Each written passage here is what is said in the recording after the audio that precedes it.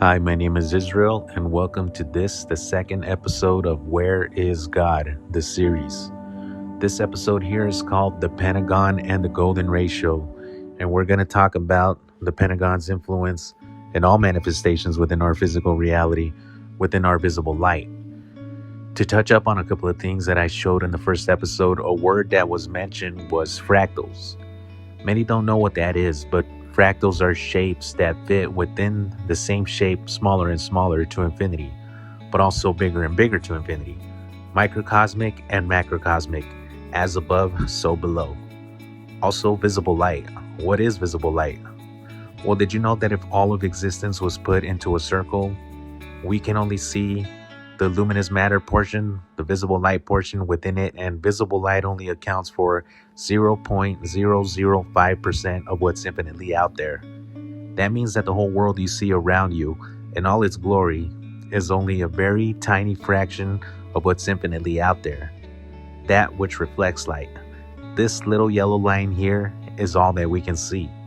How crazy is that? Extremely limited to what's infinitely out there. So obviously there are many frequencies that the human eye can't perceive. For example, telephone and radio frequencies, Wi-Fi signals are all invisible to the human eye, but we know they exist. But many years ago, before these things were discovered, you wouldn't have believed it possible. I guess seeing is believing. But there are many things we have never seen, like the vibrations at the speed of light. You can't see because it's vibrating too fast. But numbers have been used to be able to map out these frequencies that we can't see. So today we're going to map out the frequency that governs our physical reality, and everything that manifests itself within it. And that is the light energy known as the Pentagon. No, not that Pentagon. I'm talking about the actual energetic shape. So what does the symbol actually mean? Symbols carry different meanings in different settings. This symbol, Professor. This setting. The pinnacle is a pagan religious icon. Devil worship. No. The pinnacle before that. This is a symbol for Venus. Represents the female half of all things. It's a concept called the divine goddess by religious historians. The rose was a symbol for the Holy Grail. Those are very mundane interpretations, and although they hold some truths, it's actually a lot more simple than that. You see, every symbol represents a vibration of light. Therefore, every symbol represents light. If you watch the first episode of the Genesis pattern, then you would see that every symbol comes from the Genesis pattern in one way or another. Therefore, every symbol contains the symbol of light because it's spread to infinity. So within our condensed low vibrations, this light here, our visible light, a prime example is the sun. If you point your camera at the sun, light flares become visible, and out of these light flares, patterns start to emerge. It's very interesting that you mostly get either circles, squares, the hexagon, or the pentagon. Occasionally, you'll get a septagon and octagon. But the point is, light has its image, and it's in geometric shapes that have been used as symbols throughout time. So there you have it, symbols. All symbols are really just different vibrations of light or sound, and the ones interpreted based on that fact are the correct interpretations. But back to the one light vibration that governs our physical reality, the Pentagon. The Pentagon aligned is a pentagram, and hidden within it is the perfect measurements for the golden rectangle. The Greeks admired it for its fractal proportions, and the pentagram contains the golden rectangle many times over, because no matter how many times you zoom into its fractals, it's going to be the same proportion over and over. And it can mathematically reproduce itself indefinitely, as you can see here. All these rectangles here have exactly the same proportions as fractals of itself become smaller and smaller. But why is this important? Because of the spiral, and its movement at the speed of light repeats the proportions of the golden section into infinity and influences our reality as a whole. Since the times of ancient Greece, the golden ratio has been used for measurements of what their mystery schools realized that our physical reality Nature follows this, what has been called the divine proportion, and this sequence of numbers goes on forever.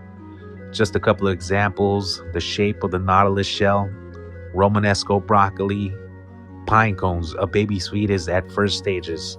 Star systems, the exterior angle in a pentagon is 72 degrees and the interior is 108 degrees.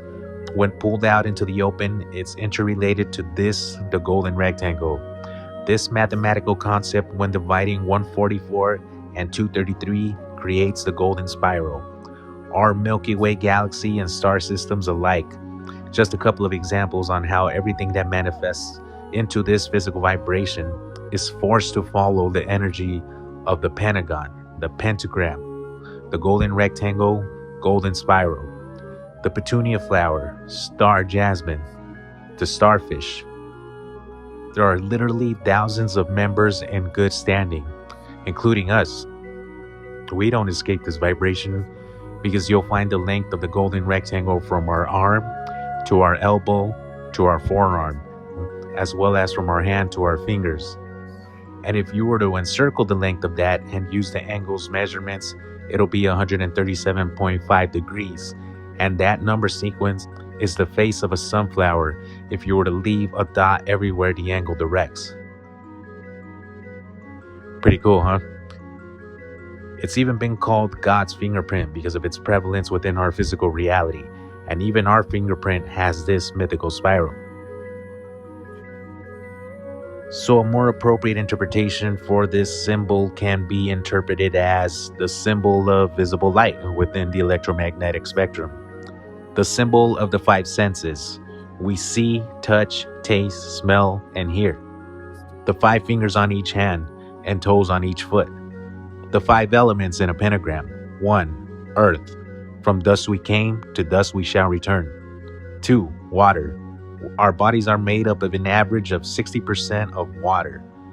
3. Fire. The many doors that fire has opened throughout our history, has shaped metals and created new energy. It lit up the darkness, ignited our discovery, and can easily return us back to ashes, back to dust. 4.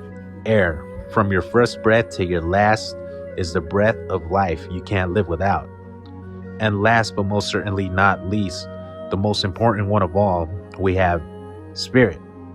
If it wasn't for spirit, we would be completely limited to visible light, the tiny fraction called luminous matter, because spirit connects us to everything that vibrates at the speed of light and beyond.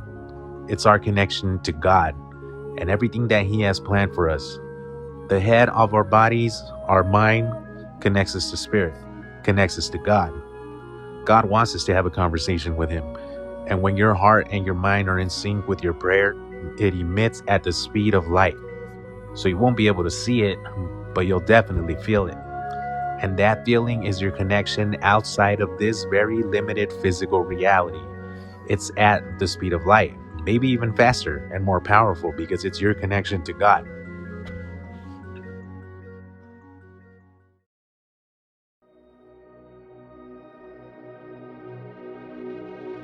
So why the stigma when it comes to the pentagram? Why is it associated with devil worship and evil? Why does it freak people out when they see it? Well, with exception to all the rockers that think it's cool. Well, for starters, I'll mention again, it is a very limited vibration of light, representing physical matter, our condensed slow vibrations that we perceive as solids, of only 5 senses, and does not run at the speed of light. It's everything carnal, everything physical, everything earthly, everything that decays after death. It's the dirt off the ground, not the sky above your head. Your feet touch the ground, always in contact with the earth. Your arms, a little more elevated, a little more above level, have the potential to reach other elements, can manufacture inventions, can create fire, but should still be subordinate to mind, because mind is the doorway to frequencies beyond. It's the most important, our connection to spirit. So at number 5, spirit, the most important one of all, unfortunately has been inverted. It's sad to say for many people out there, you find quite the opposite. You find spirit beings subordinate to earthly, mundane matters, almost like they refuse to acknowledge what's beyond our physical, earthly, carnal limitations with the inevitability of death and decay. Now, knowing this, would you still sport the inverted pentagram that symbols basically worshiping dirt and earthly matters rather than the infinite possibilities at the speed of light? In closing, we're all going to die one day.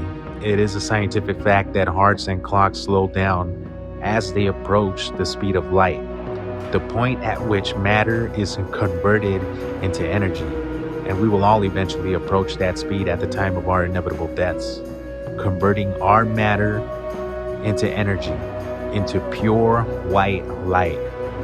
And although we will no longer be in this physical plane, we will be all around it. But God wants you to have a conversation with Him now.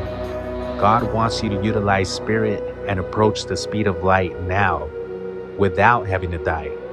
Literally uniting the Holy Trinity, body, mind, and spirit while inhabiting this earthly plane. Turning your light back on can be so contagious to others that their lights will turn on as well. It can be so great that maybe that could be the very meaning of life on earth.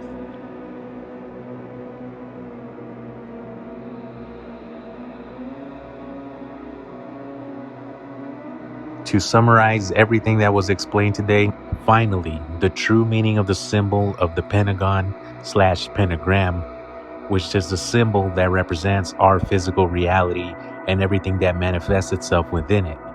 The reason why everything is a spiral and why we ourselves are basically shaped like a 5-pointed star. And also how limited that symbol and our reality actually are to what's infinitely out there. Of only 5 senses, of only being able to see the tiny fraction called luminous matter, our visible light, but having the knowing that spirit connects us to frequencies beyond. And it's in this manner that you can seek God, for God is spirit, and those who worship Him do so in spirit. And when you ignore that, our most important element, you're limiting yourself to physical matter and all the restrictions that come with it, and basically walking around as an inverted pentagram.